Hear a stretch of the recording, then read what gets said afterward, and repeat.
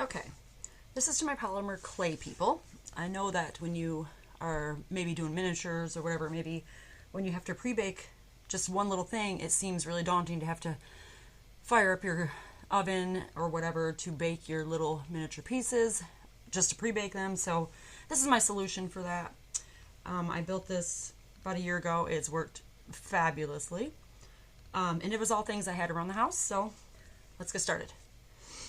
First thing you're going to need is this thing called an outlet box extension. This is it here. An outlet box extension for, home construction or whatever. I happen to have one of these, so this worked perfectly. You're also going to need 2 miniature loaf pans, and the inside diameter of this is 4.5 inches of each one. Again, you need 2. You're going to need some 6 or 7 inch bolts that are 1/4 inch, 4 of them. You're going to need 4 wing nuts that are 1/4 inch, 4 1/4 inch nuts, and some large 1.5 inch washers, 4 of them. 2 binder clips. Oops, put those in there. And some various candles. Tea lights work really well, or this size, I'm not really sure. Votives, I guess. Votives and tea lights. Okay, so let's get started. Now, on your outlet box, we're going to use these 4 main holes for the legs, okay?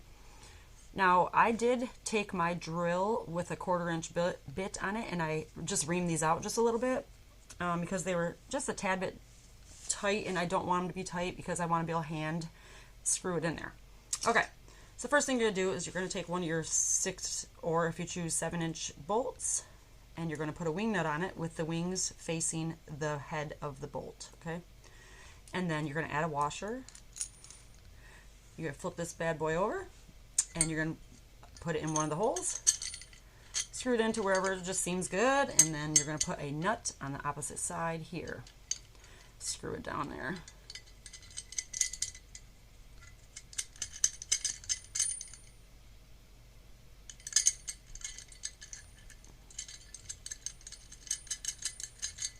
Okay, it's good enough for now. Same thing for the next leg.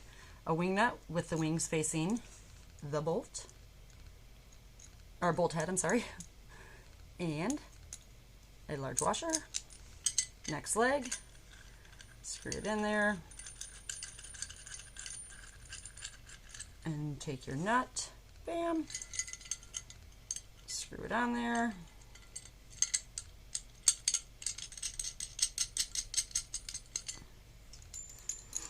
Now the loaf pans I happen to already have, but I saw some just not long ago at Goodwill, and they were like 50 cents. So that's somewhere you could check if you were looking for those miniature loaf pans.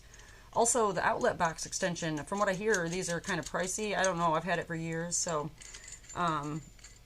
if you don't want to buy one of those, for a long time I used the same setup without the box. I just used wire. I had wire for the legs, and it worked well, and it was somewhat adjustable. And, I used that for about, I don't know, a couple months, and then I found this outlet box in my stuff one day, and I said, that's it, and that's the one. Okay, so here's the 4th one we're screwing on there now. Now you want to get them somewhat even, depending on how tall your candles are. So, I'm going to screw mine kind of further in. And it happens to fit perfectly too, once the loaf pans are in there. Okay, tighten it. And then we will go back through, and we are going to tighten these down in just a second. Make sure they're somewhat even. Whoops. And then tighten your wing nut down by holding the other end, and then just tighten it. Put your nut on. Whoops, I didn't put the nut on this one.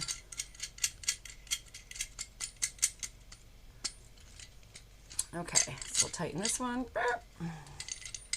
And we will tighten this one when it's almost even. Okay, tighten it. And this one's a little bit further. See, that's why I reamed them out, so it'd be a little bit easier to move the bolt in and out of the hole it's supposed to go into.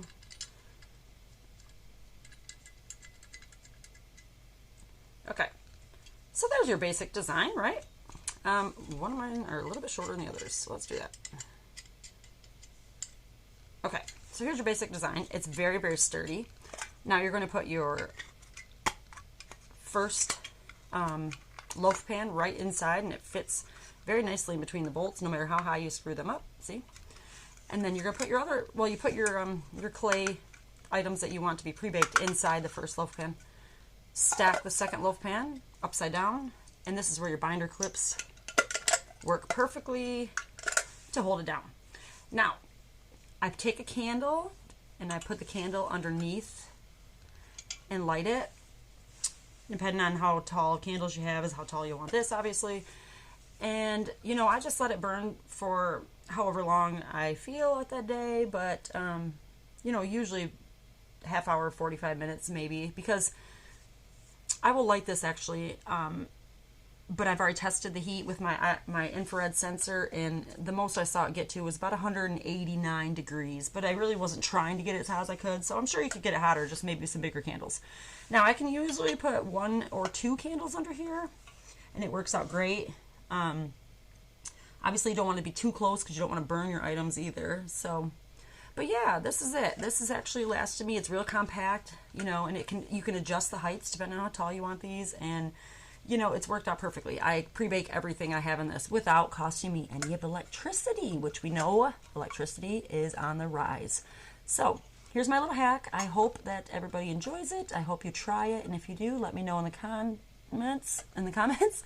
And happy clay.